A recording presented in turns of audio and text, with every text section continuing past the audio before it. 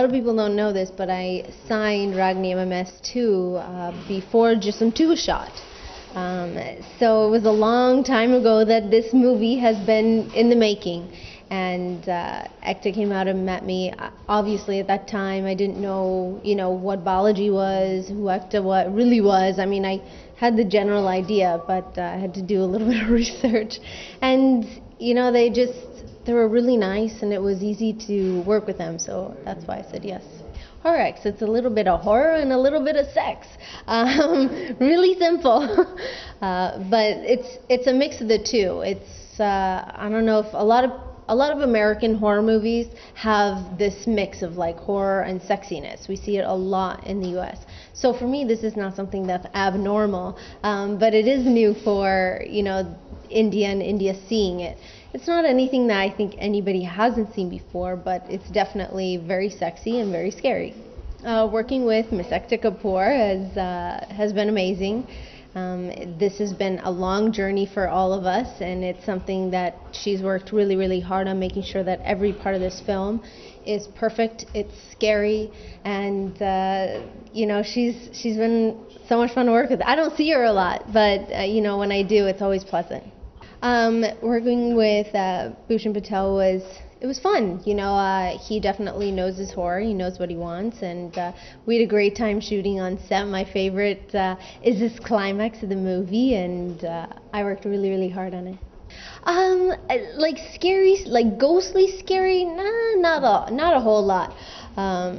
Just because when you're actually shooting a horror movie, it's not as scary as you think. Of course, like the sets were, they were dark and they were a little scary, but nothing that was too bad. But I think the scariest part was probably the lake scene, because that wasn't a controlled environment at all as far as the water goes, and I was a little freaked out by not being able to see my feet below. So that was scary. I think that it's a work in progress. It would be, I think, silly for me to say that I completely understand it. There's a lot of things I don't. I'm still learning. I'm still growing as an actress here, but also growing as an individual, understanding everything. There's a lot to learn. You can't just jump into something and think you know everything. I learn something every single day. I've made a lot of mistakes, and I've also made some really great decisions. And you're only going to learn as you move forward. Thank you for reminding me that this movie is all on my shoulders. But you know what? I don't know about it being all on my shoulders. I have a great team behind me. I have Balaji behind me. I have Ekta behind me. So I think the combination of having such a powerful, strong team, that it's not just me that's at stake or me that has all the pressure. It's also the whole team. Everybody wants this movie to do well. Everybody wants it to be a success. And I think if we all work hard and we push this out there, and I believe we have a great product, that everyone's going to like it. Well, I don't know about do's and don'ts. Right now I'm doing a whole lot. I don't know about don'ts. I believe that the second that you limit yourself as an actor or an actress is the second that you've now enclosed yourself in a box. And why would I want to do that? I want to be able to try new things, do new things. I mean, this movie definitely pushes the envelope. This movie is the hardest that I've ever worked. The climax of this movie is my favorite because I had to literally have an outer body experience mentally to like get into this role and that character. My husband definitely hated seeing me in the scary outfit. He's not always on set because it's boring for people that aren't working. And I would Skype with him on set and I would forget what I look like, and he would say, I don't want to talk to you right now. Call me on the phone or wash your face, because he hated it. He doesn't really like scary movies, but he'll be watching the scary movie.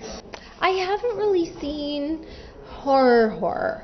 I've watched a lot of horror growing up, so maybe I'm a little jaded as far as watching really scary movies.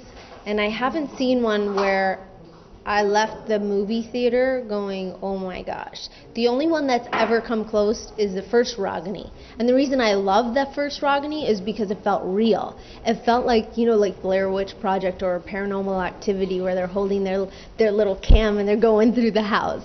That's what makes it scary. That's what made Ragini MMS scary for me.